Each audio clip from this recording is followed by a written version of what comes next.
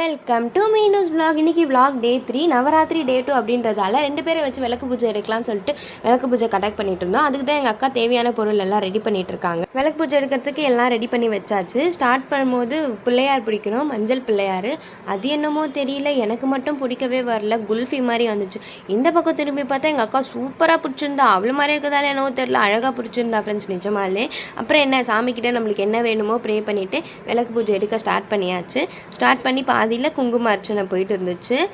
குங்கும அர்ச்சனை முடிச்சோடனே சாமிக்கு ஒரு தீபார்த்தனை காமிச்சிட்டு அம்மா கிட்டேருந்து விளக்கை நம்ம வாங்கிக்கலாம். அடுத்து அம்மா குங்குமம் தான் வச்சு விட்டாங்க. இந்த பக்கம் எங்கள் அக்கா இதெல்லாம் எனக்கு பண்ண வேலைன்னு சொல்லிட்டு செகண்ட் ரவுண்ட் திரும்பி கீழே விழுந்து குங்குமம் வச்சுக்கிட்டாங்க. என்ன பண்ணுறது, அதெல்லாம் ஒரு முகராசிக்கு தான் தானாக கிடைக்கும்.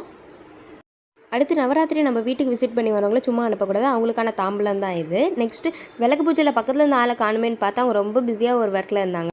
நமக்கு பிளேட்லாம் பார்த்தாதுன்னு நான் ஒரு தட்டில் போட்டு வந்துட்டேன் ஃப்ரெண்ட்ஸ். நேற்று விளாக் வராமையா